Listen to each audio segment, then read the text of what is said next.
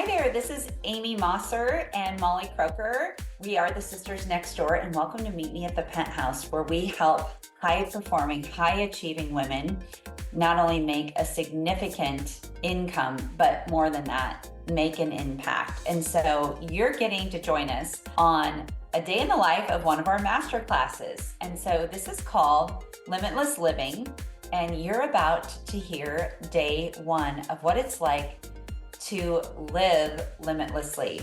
And the biggest thing to ask yourself is, what does that look like for you? And what could that be? And so here we are on our live recording of an hour masterclass of Limitless Living. Hello, everyone. Thanks for coming tonight. We're so excited to have you. And my name is Molly Kroeker. I'm going to be introducing my sister Amy Mosser here in a minute, but we're thrilled that you're here. We are the founders of Sisters Next Door. We're going to tell you our story just so you know who we are and make sure that you know that part and why you're here. And for those of you that have your cameras on, thank you very much. I'm going to just, in case you're uncomfortable with that, I'm just going to spotlight myself, or I'm going to pin myself here. So I am Molly Kroeker. I'm going to tell you a little bit about my story, and then I'm going to turn it over to my sister. And we are going to share a little bit tonight, and we're going to share a little bit tomorrow night. Tonight's going to be all about your thoughts and why you are where you are. And tomorrow is going to be about limiting beliefs. And so the best thing about being on live, like I said, is you get in this energy exchange when you get to show up to something that is free. But how do you give value back to everybody here? Is participate in the chat. Go ahead and be vulnerable, share why you're here, all the great things, all the hard things, all the real things. And we always love that, because that's our biggest thing. Is Amy and I, and so many of us that on here that are coaches, that's our desire, is we want to show up and we want to serve people. So with that, a little bit about my story is I am here in Ashland, Nebraska. I've been married to my college sweetheart. I met him, God knew what he was doing at 18 when I met Calvin. I have been with him, married to him for 32 years. We have 2 adult kids. Sam is 25 and Sophie is 22. And those of you that are with littles right now in your life, there is nothing better than adult kids. It is absolutely a blast. They're way more expensive than when they were little, but it's worth it because you can treat them, and it's so much fun. So my first career where I started out was as a sports medicine physical therapist. And after a 10-year career in that field, and it was something that I loved and adored, but I honestly felt the lid. So if any of you have hit that glass ceiling, and maybe that's why you're here tonight, is I hit that glass ceiling and I was young. I was only 35, and I remember thinking, okay, what's next? And so I really made a decision, and that's something Amy and I are really passionate about. In fact, Amy is the one that said this last week. She's like, it's so simple. We help women make decisions. And yes, you men too. Yes, we help you make decisions, but that's it. That's what we help people do, and really get out of the hustle and grind culture. So that is what I did when I was 35, is I made a decision to pivot and become an entrepreneur. I did not know, I didn't have background in that. I didn't know, I didn't have clarity. I made a decision and I pivoted, and that's where I've been for the last 19 years. So I've been in the social selling industry and I've built a very successful business. But not only that, I've helped a lot of other people reach the top of this company and have a lot of impact. But I think a lot of times in our life, what happens is this gap, and we're going to talk about that because we are going to spotlight one of our shining students, Liz Ring Carlson, is that gap. And that gap again showed up for me a few years ago with, okay, now what, right? I'm at the top of my career. I'm winning in all the ways.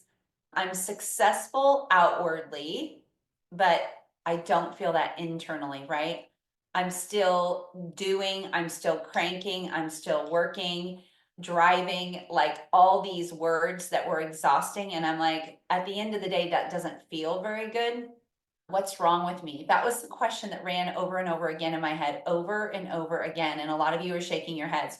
What's wrong with me? Like, why am I not satisfied? Why am I not happy? Like, here I am at the top, but I'm not, I know there's something more. So, what is that?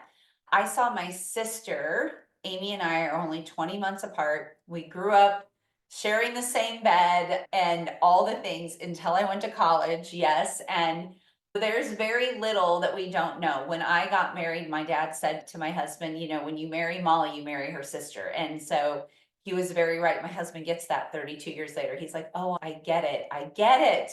And so sisters are really, for us, we're incredibly close. And we've always been close. I think we've had one argument in all of our life. And of course, it was over a teen line because my parents wouldn't invest in a teen line. And it would have made two teenage girls way easier to handle. But I saw such a change in Amy. Amy's always been, I say, she came out of the womb in heels. She knows how to dress. She knows how to decorate. She's incredibly gifted. She had a massive, massive real estate business, super successful, has really, really come out well in life and just killing it, right? But all of a sudden, I just saw her showing up different. And it wasn't anything that she said, it was just how she showed up. It was who she was being. And I thought, okay, we've read the same 19,000 personal growth and development books. I have heard from every single, I have seen Mel Robbins in person. I have seen Ed Milet in person. I have seen John O'Leary, the great of the greats, right? John Maxwell, you name them, I have seen them. Tony Robbins, like everybody. But that was all motivation. There was nothing transformational about that. So even though I loved going and hearing those people speak, and even though I loved their books, and I look right now and my bookshelf, maybe like yours, is flooded with all these books, there was nothing that was changing me, like changing me. But I saw that change I was craving in my sister. And so I'm going to bring Amy up here. She's going to finish the rest of the story just so you know where we were about, gosh, 3 years ago. So, Amy, I'm going to let you come up, share your story, and then I will jump into teaching here. Absolutely. Well, welcome everybody. I do recognize quite a few of you, but like Molly said, I've been an entrepreneur since I was 22 years old. I call it living on 100% faith because I never know where my next paycheck is coming from, and I haven't for 30 years. And while that has given, I think a lot of you maybe would even get anxiety thinking about it, that's all I know. And so I know, like I know that God's always going to provide. And it has always been, I just am a very faith-filled person. And it started when we bought golf stores from my former husband and I. We owned gyms, we owned about 1,000 rental units. Fast forward to my son getting diagnosed with a severe seizure disorder. And I remember the doctor telling me I had a 99% chance that he was going to remain a 2-year-old, tube fed, diapered. They told me to get full-time care. And I crawled on my hands and knees in the hospital in Minnesota. And this is when I had my first, I've always felt I've always had good intuition and made bold decisions. This is perhaps the boldest decision I've ever made. I had just inwardly a feeling and an inward voice say, stand up, your child's going to be a miracle. He's going to be healed. And so I walked back into the room and said, my child is going to be healed. And 99%, they couldn't give me a child that was seizure free, medication free, and disability free. And I claimed that my child was going to be that. And I walked that road alone, oftentimes because people thought that I was a little out there because I claimed it. I was very vocal. I did not get online. I did not check to see what the textbook said, but I truly walked in faith. And as I was on that journey to guiding my son with his health, I also knew that I was in a relationship that was not good, right? We had trauma bonded and it was not serving either one of us. And so when Charlie was finally well, and I knew that he was going to I knew that he was going to be okay. And I had weaned him off all medications. I let the nurse go after 3 years. It came time that I needed to make another bold decision. I lived a country club life. I was very successful in real estate, We, like I said, owned a 90,000 square foot gym, millions of dollars worth of property. And the only way that I could get my children and myself out was to give him everything. And again, I had an intuition. I had God say to me, give him everything, I will replenish. And I did. My divorce was sealed. I didn't get anything. I had saved enough for 6 months to pay a lovely $1 million mortgage and all of that. But again, I walked out in bold faith. And that's when I started a team of real women. I found women that were just like me, walking through divorces. And I said, let me help you. I'll carry you. Let's do this together. So for 7 years, we were the most successful team. The year that we did $80 million, keep in mind, the average house is 300,000 here. So that was a lot of homes.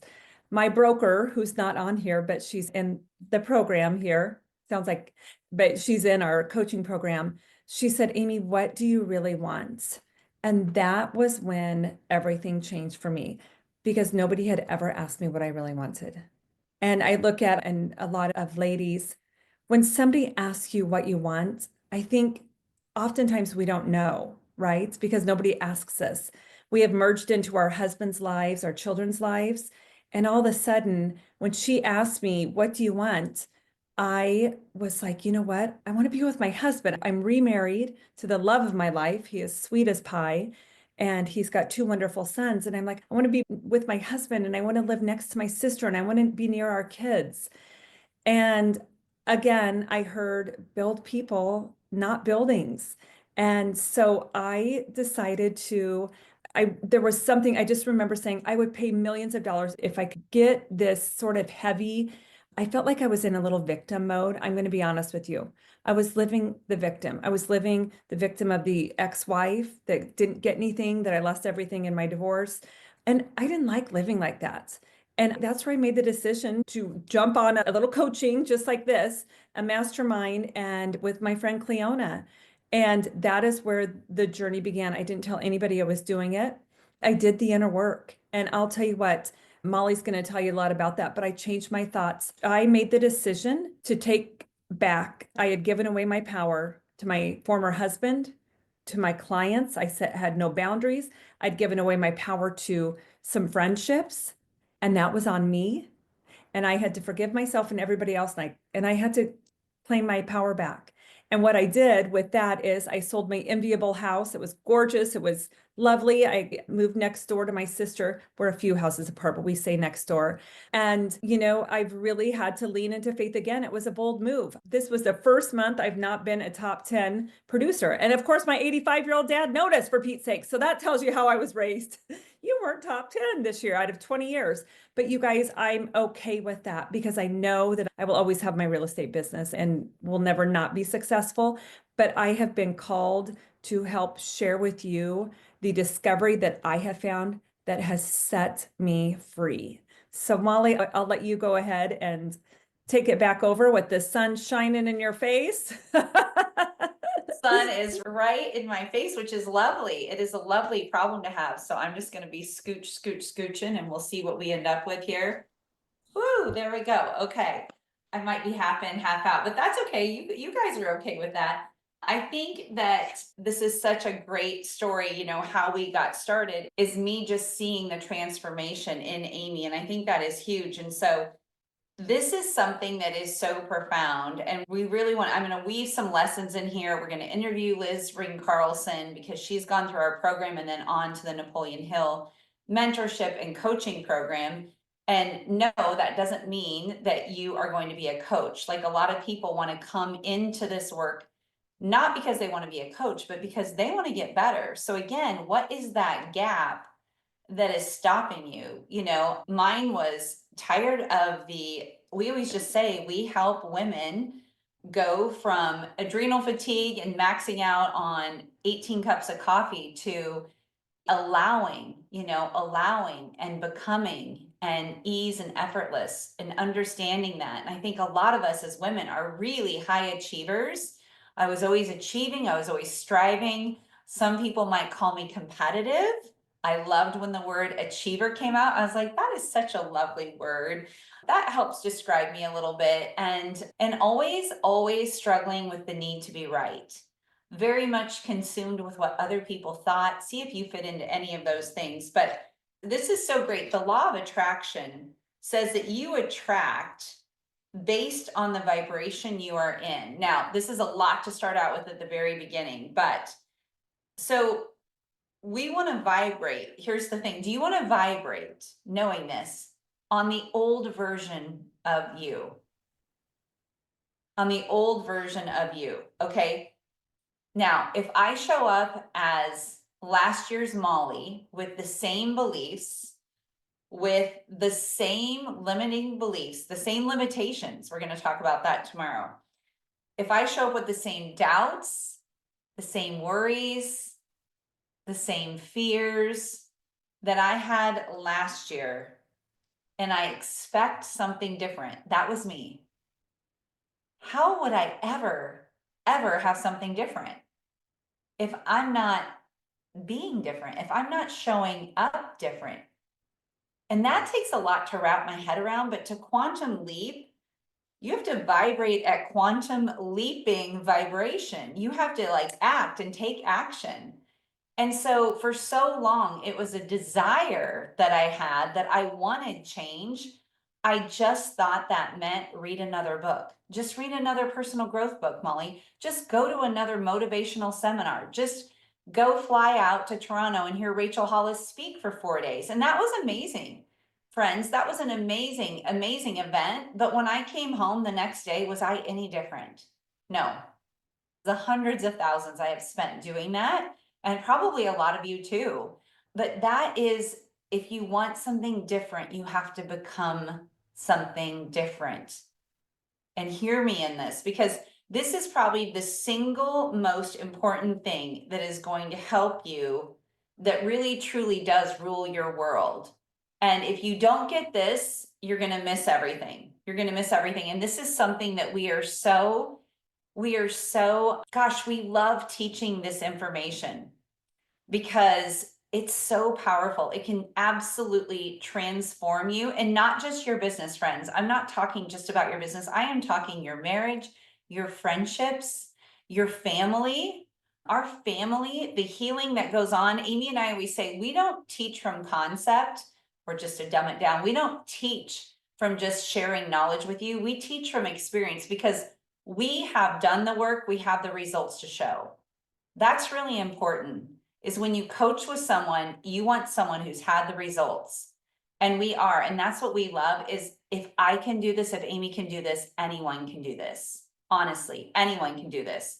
And so if you don't get this now, nothing will work. Again, what I just shared about vibration and you're showing up when your old self, nothing else will work. And aren't we all here to live a limitless life? That was our in-person event that we had in February. But on this event, we called it Limitless Living. So type in the chat, what does limitless living look like for you? Maybe it's just one word that comes to mind. What does limitless living mean for you? I would love to hear what that looks like. And I'm going to have Amy keep her eye on the chat. So, because we want to help you transform your thoughts and live limitless. Because here's the thing, nothing is worse than outward success. That was Amy and I, right? Oh my gosh, those girls, and it's always been said about us. Anything they do, it always works out for them. But do you know why? Because we think that. We see it as already done. It's just how we've been programmed. It's been an amazing way to be raised, but inwardly we're miserable. And that's probably a lot of you. Outward success, but inwardly miserable, right? Like there's got to be more out there. That's just what I kept saying. My other default was, what's wrong with me? What's wrong with me? So again, we're going to teach a little bit of time, just this concept alone, because everything begins with a thought, right? Everything. What were you thinking right before you hopped on this call? You all had a thought. Oh my gosh, it's already time. Oh my gosh, I'm late. Oh my gosh, I don't have time for this. Oh my goodness, I haven't eaten dinner. I mean, you all had a thought. And the nature of these thoughts, whether it's good or bad, right? Whether it's good or bad, shapes the outcome of your life. And that's what we're so passionate about teaching, is really understanding this. and understanding just this simple thing. So I want you to stop for a moment and I want you to reflect on this because this is really powerful. And I'm a storyteller. If you met our mom, you would know where we get it from. But how many times have you blamed others for what is happening to you? And I know I did a coaching call with someone here today, and it was great because there was a lot of victim, there was a lot of, oh my gosh, it's his fault and all the things, right? How many times have we been, and Amy was super vulnerable saying, I was a victim. I was a victim. How many of you have been a victim before? You don't have to raise your hand if you don't want to, but to something that has happened to you, a divorce. I mean, rightfully so. A jury of 12 and a judge would say, Amy, you are right. You did get, I'm trying to think of a better word than screwed. You did get ripped off, you know, Bamboozled, bamboozled. bamboozled. You did get bamboozled in your divorce settlement. You did, a death. It's not your fault. You guys, this is such a great example. Last month, my dad had a total knee. And so it was truly, I hate to say this, the best time that my sister, my brother, my mom, and I all had sitting around. And how many times have you blamed circumstances that happened to you? My mom was sitting there. My mom lost her mom when she was 3. My grandpa, who lived to be 94, never remarried, raised a 3, 5, and 7-year-old on a farm in the middle of nowhere, Nebraska. And my mom went off to college and she tried out for drill team. Of course she made it. She tried out for the lead in the play. Of course she made it. I mean, my mom, it was amazing, but she had hard too. She got pregnant in college her freshman year, married my dad, and she said to us, imagine where I would be if I had a mother. Just imagine. She said, I'd be on Broadway. And, she's probably right. But again, that's victimizing. Like, woe is me, poor me. I never had a mom. And again, would we say, you're right, Nancy, that stinks that you did not have a mom. Your grandpa, your dad raised a 3, 5, and 7-year-old. Men did not do that in the 40s back in those days. And would she be right? Yes. And that was where I was stuck. The need to be right, right? The need to be right. Okay, but where does that get her? You guys, your thoughts are so powerful. And so, losing a job, probably some of you are on here because you've lost a job before in your life or a friendship that goes south, right? You name it, it's probably happened. But here's the thing, the world that you see, what we see on the outside, when I see Amy's results, Kate's results, Liz's results, what you see on the outside is nothing more than a reflection of what's going on the inside. And again, I know in your head, you're like, it was not my fault I got divorced though.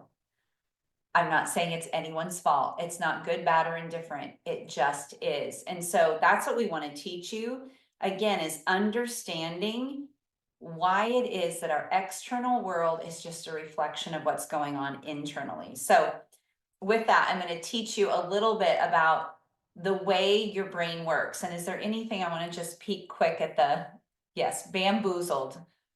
That is a word of 250-year-olds for sure, I must say. I'm just seeing if we have anything that I love all these things that you're sharing. Thank you, friends, for sharing. That's so, so good. This is so powerful. So, Molly, I was just going to say, I love yeah. reading a lot of what we want, freedom, of joy, freedom of time, money, energy, lots of financial freedom, right? Not tied to corporate America, health. So some of the not, yes, abundance. So a lot of the same things that everybody is seeking here, right? Yeah. And I mean, oh my goodness, those were things that I wanted as well. So what do? We just go to work and work harder, don't we? We're like, if I just grind this out, if I just work harder, if I just make this happen, even coaching a client today, I was like, but is that really what you want? Just like Amy's broker said to her, I said to this client today, is that really what you want? She looked at me and said, no. And I said, why are you putting it as a goal then? If you know right now, that is not what I want. What do you really want? And so I'm asking you that, and that's something I'm going to have you journal about tonight is what is it that you really, really, really want?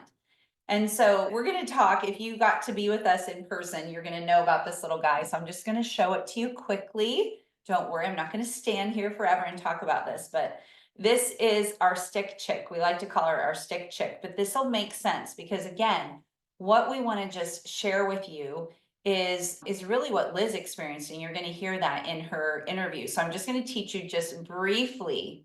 This is like bonehead biology. That's what we called it in college. That was for the people not going on in medical careers. So this is bonehead biology for all of you that are like, oh no, what is she going to teach? So this is our little stick chick.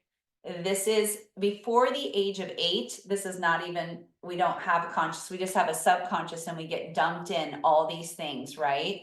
All these things get dumped into us, and we just accept those as true, as we believe what we are told.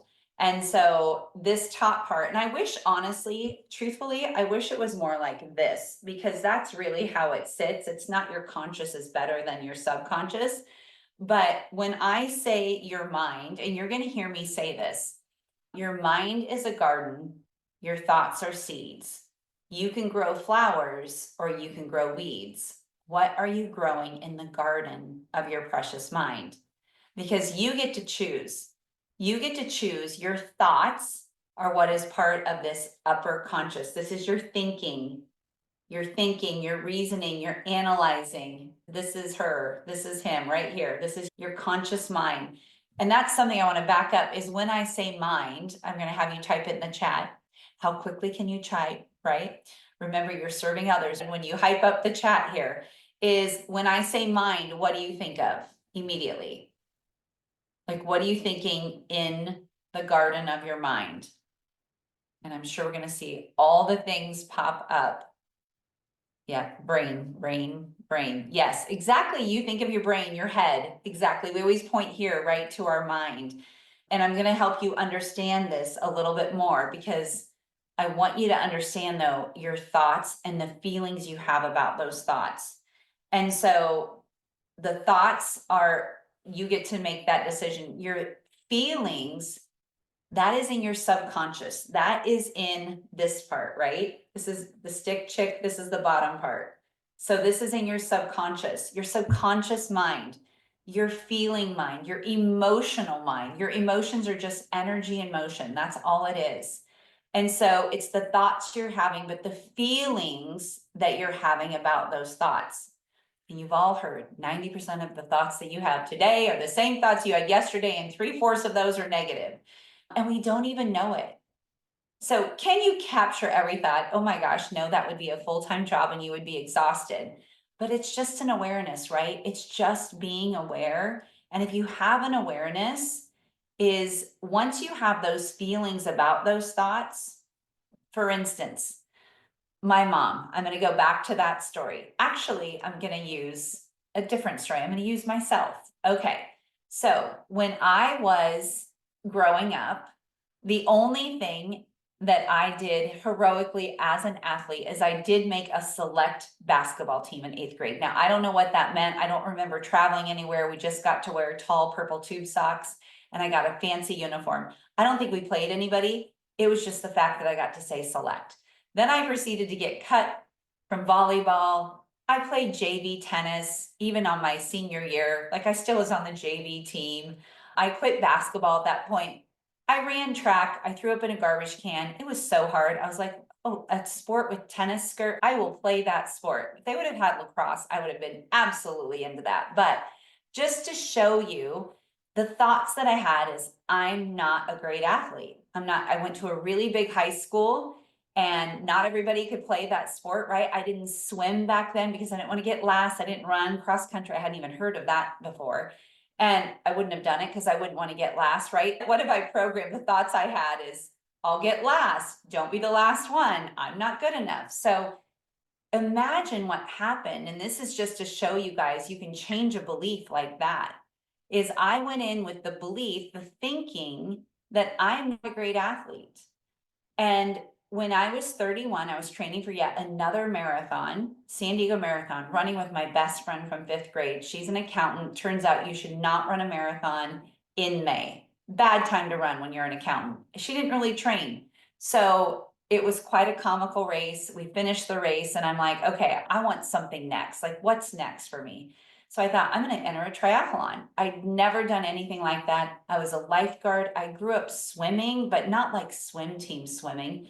I'd ridden a bike. I borrowed a bike from a bike shop. I was a runner. So, okay, great. I entered a sprint triathlon. My kids were babies. Sophie was 11 months old. Sam was 3. And I finished that race. A sprint is a half-mile swim, a 14-mile bike, and a 5K, a 3.1-mile run. So pretty fast. You have to go all out. But you guys, I got second in that race. And do you know what happened when I stood on that podium is what did I say all of a sudden? I am an athlete. I am an athlete. And my paradigm, my thoughts I had about that, I'm not good enough, I'm going to get last, all of a sudden switched like that. You can switch a belief just like that. I switched a belief, and guess what? For the next 32 years since that time, I show up as an athlete. I completed Ironman because I am an athlete. I ate incredibly well. I drank enough water all the time. When I travel, the first thing I pack is my running shoes. I always pack my workout clothes. In fact, if that's all I showed up with, I would be fine. I would be fine with that because I am an athlete. I choose my hotels and my Airbnbs like based on where I can work out, right? And I look for new things to do. So who's closest to the trail? Because I am an athlete. Anything that follows I am is truth. And so I have a new feeling about that thought. And so I created a new belief that I am an athlete. And so guess how I show up? I show up like an athlete does. And those are the feelings I have. And the feelings that you have create the action. This is your body, this little part right here. This is your body. Your body then just follows what the feelings you are having about it. So I don't get it when people say it's really hard for me to work out. Like that doesn't even make sense in my brain because I love it so much. It brings me such joy to be outside. I absolutely love it. Like I love it. I love it. And so it's so easy because what are the feelings I have about it? I absolutely love it, right? So that's how I want to show you, like, it's the feelings you're having about the thoughts that you're having. If you go out and you think something is hard, and I posted this on social media today, you're going to attract, this is hard. Why do I have to struggle? I always have to struggle. Money is hard. Money is hard for me to earn. Money's always tight. I'm like, you guys, be a watchdog over those words because you're just attracting what you're thinking. Like you wonder why things show up in your life as hard because you're thinking it all the time, all the time. And so it's asking, yeah, I already skipped over that part. So the mind is unseen energy. It exists all around you. It's in every cell of your body. So I'm going to repeat something that this is really important. So your brain is in your body, but your body is in your mind, and your mind is everywhere. I'm going to say that again because this is really important. Your brain is in your body, but your body is in your mind, and your mind is everywhere. And this is where the power lies, is right here, is right here. And so the mind is unseen, infinite, and limitless. Aren't we here for limitless living? Guess what? You can have limitless living. You can have abundance. You can have financial prosperity because prosperity is in the now. And so you can have all those things that you want because you can have anything you want as long as you see it in your mind first, right? And it's the feelings you have about it. So it's unseen, infinite, energetic force. That's what your mind is. That is what your mind is, you guys. And you don't have to know all this. Again, bonehead biology, we're just explaining the very simple thing. But I think if you understand why this is the way it is, it'll make sense why you're getting the results that you're getting. And so with that, I want to bring up Liz Ring Carlson and highlight her. I'm just going to ask some questions because Liz went through our Sisters Next Door program. Our signature program is called A View from the Top. We've created a 6-month program with a mastermind with it now, and it's just incredible. And just, we hear great comments all the time. We get incredible gifts, like cards are my love language, but Liz is proof and she has the results to prove it now. But we're just going to ask Liz a little bit. Liz, I'm going to, gosh, and I did not repin myself, so I'm going to pin you up here. Well, we're going to spotlight you for everyone. Oh, great. It's for everyone. And maybe I will, let's see, I'll add a spotlight too. So we should be side by side. There we Yeah, go. that looks good. There we go. Hi, everybody. Okay. So Liz, we're just going to ask you a few questions because I want you guys to hear from Liz and not just like, okay, blah, blah, blah. Molly's talking. So, okay, a little bit about you and what life was like before this program. So Liz went through our Sisters Next Door coaching and then went on to the Napoleon Hill mentorship and now the coaching program. And she is a certified coach with the Napoleon Hill Institute. And she's a part of us. We love having her in our sisters community, but tell us a little bit about that. What was life before? So I've been in corporate America for about 30 years. I have 3 kids, 2 teenagers and one that's just on the cusp. He's turning 13 this summer. So it's pretty busy and chaotic at our house. I've been married for 24 years, and my husband has a full-time job and is also an elected official. So our schedules are pretty nuts at our house. I would say that I would have a successful life. Like it's what I wanted. I love the field that I'm in and public relations and community relations. I always wanted a family. I, wanted a happy marriage. And so I feel very lucky. And I know I've been practicing some of the principles throughout my life. Like I used to walk through the neighborhood I live in and it touched my dream. And now I live here. So I knew little things here and there, but I was very, very human and would get in my own way a lot. And I say that because I would stress a ton. I would have a lot of anxiety. I wanted to make sure that everything was taken care of. And when you do work in public relations, or event planning, details and logistics and making sure everything is perfect is part of the job. But that carried over into just becoming kind of who I was. I was always working on making sure everything was good at home, everything was good for my kids. And, just to be honest, it was exhausting and it was burning me out. And my body started to react to that stress. And that really came to a culmination in COVID, where we were working from home and 3 kids were studying and doing schoolwork in middle school and elementary school. And I was working 15 plus hours a day in crisis communication mode. And my body just gave out. And I think it was probably happening along the way, but really maybe came to a head, or what my physical therapist would say, and Molly was there when I was going through this, that your body starts to whisper to you and you kind of ignore it because you're too busy. There's chores to do, there's reports to write, there's carpools to drive, that the easiest thing for me to do is just to take myself off my to-do list. I don't need to work out today. I don't need to walk today. I don't need to do anything besides sit in this chair and type or sit in the car and drive. And over a period of time, that became really hard on myself. And so I ended up with 2 back surgeries, and 2 because I think in my mind, I didn't think it would work. And then I went back to doing too much too fast.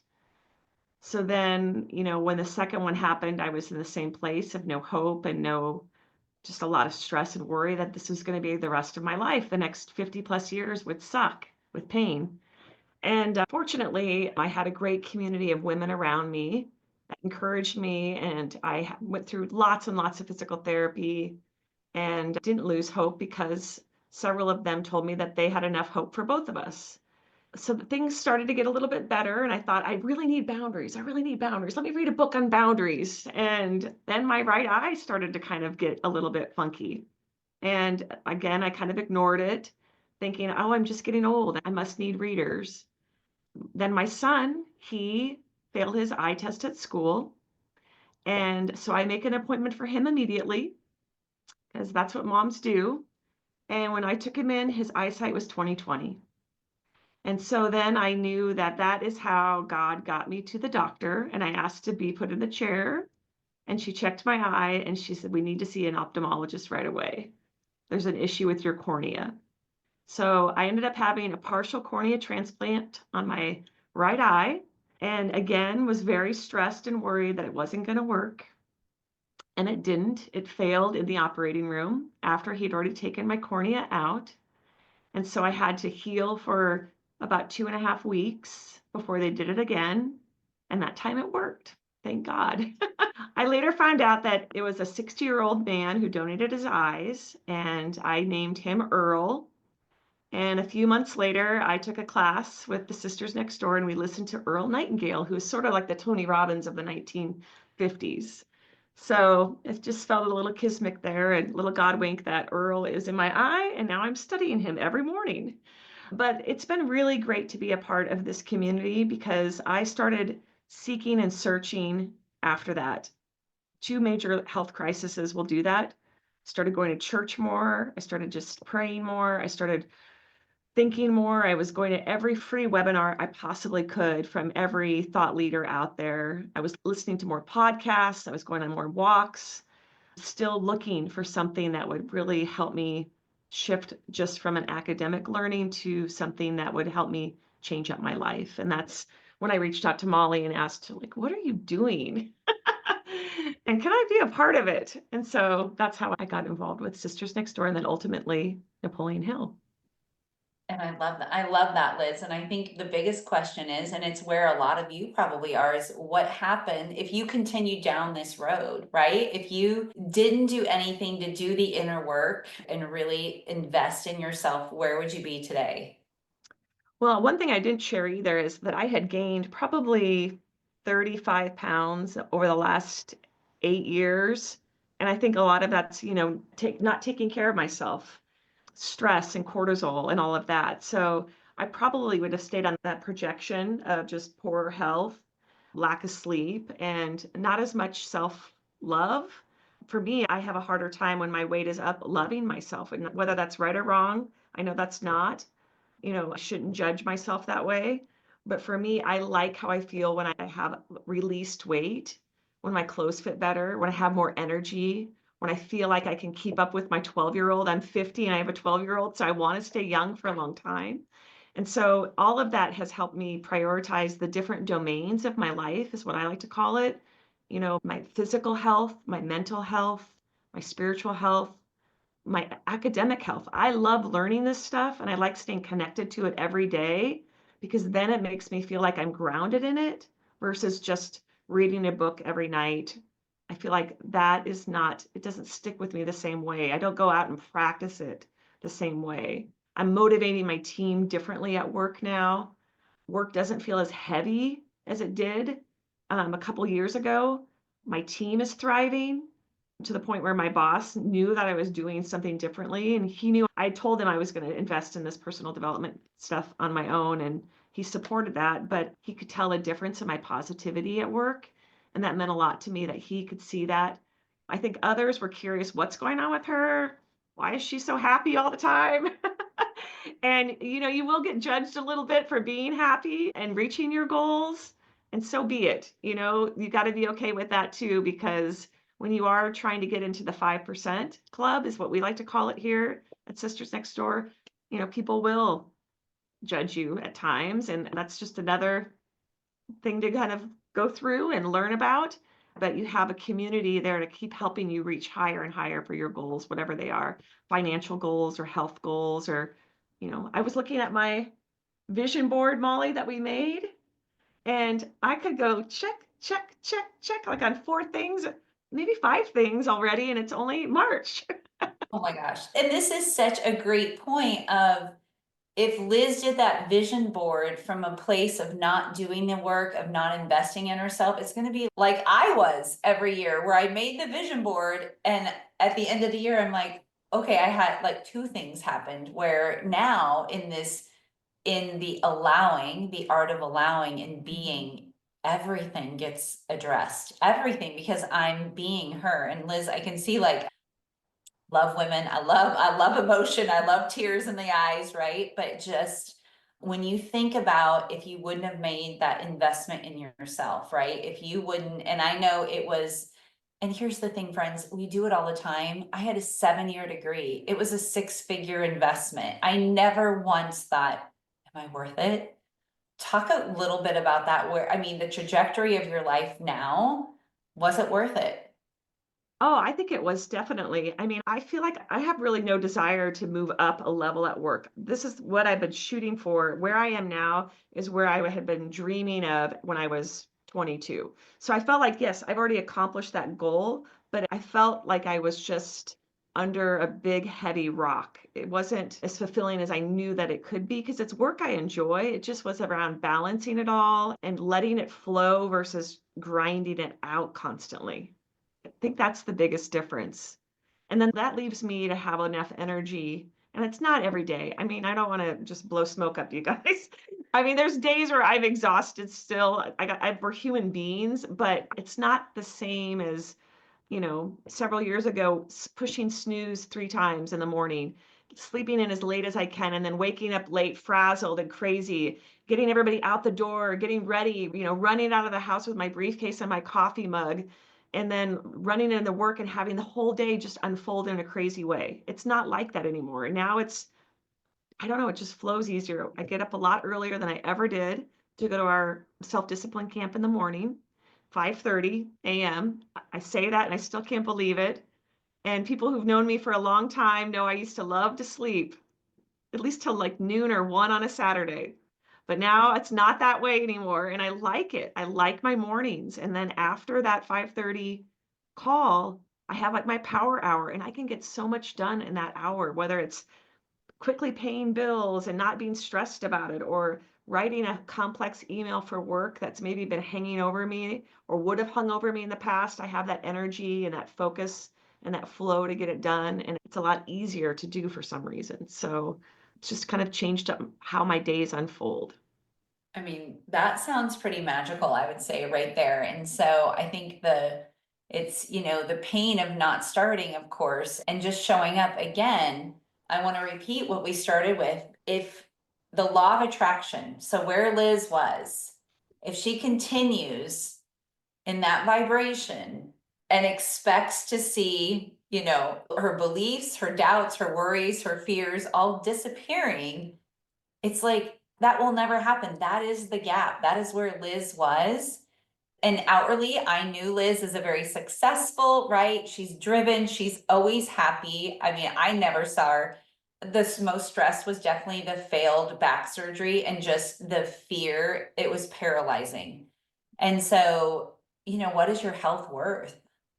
Truly. I mean, what is your family worth? Because that's what we're talking about. This is so much more than now Liz is magically the CEO of the company. Like she said, I'm at the position that I want to be. Like this is what I've desired. But now I've got so many more goals that I've set out there for myself that I know I can accomplish. My marriage is better. My friendships are better. I'm a better parent. I show up better. Like, wouldn't you want that? I mean, what is that worth? That's what I always ask people. Like, what is that worth? And And so, it's more than just losing weight too. Like when I was talking about physical goals, like I had my life insurance exam about a year ago after I'd been in the program for about 6, 9 months, I think. And I qualified for like the premium health. Like he asked me if I ran marathons, and I'm like, no, that's my friend Molly. I don't run.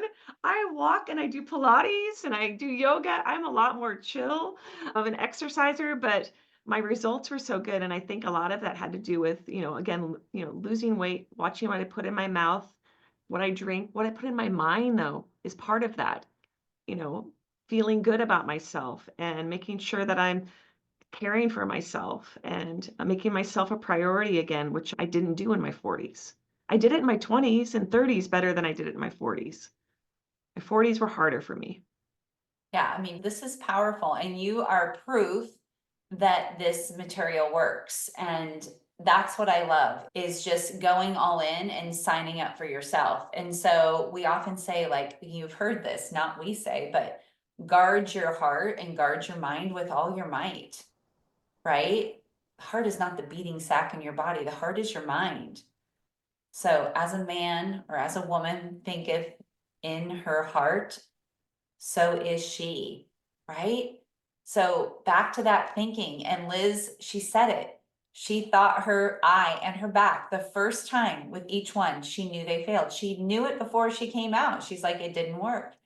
It didn't work. And I remember when I was talking to Liz, just as a friend, like, you were so consumed by the fact it wasn't working. And what did your life look like? An absolute disaster.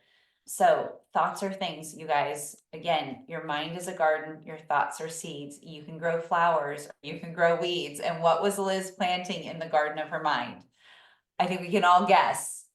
Worry, doubt. And so again, if you want that different person, we're a third of the way through the year, right? You can be that person, but it's working on the allowing and the being that will make the biggest difference in your life. And when I say that, somebody that's really practical and analytical, like myself, if you're anything like me, that doesn't mean you sit on the front steps with your hands in an oming position, waiting for all this to come to you, right? Like, there's a lot we haven't addressed, and we go deeper into that in our programs, but crafting from your imagination, that is one of the biggest things, because really we're more than just 3D. We operate on 4 planes. Imagination is the best thing, but we'd be here all night if we talked about that. But it's so much more than just thoughts or things, but that's really where we wanted to start tonight, just to put it into perspective. And I want to kind of wrap up with this, because we're all here to serve, right? We're all here. There is a tug on your heart. That's why you all showed up.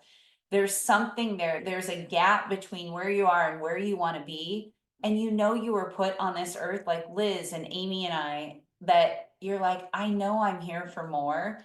And your life is not about you. You're here not to serve yourself. You're here to serve others. And that is in the wise words of Neil Donald Walsh from Happier Than God.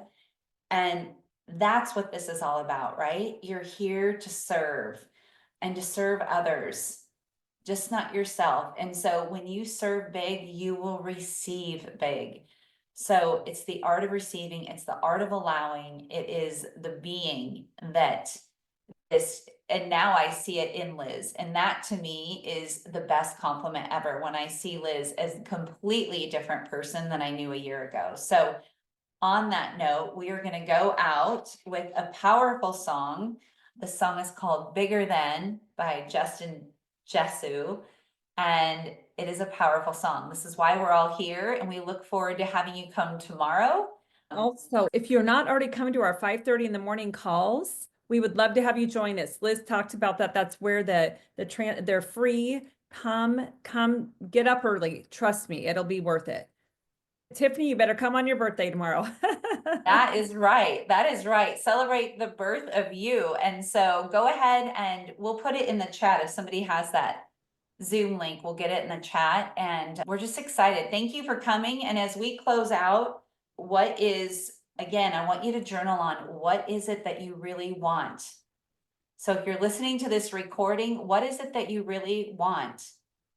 Not what everybody else wants you to be or do, but what is it that you really want? And Kate, lovely Kate, just left the Zoom link there.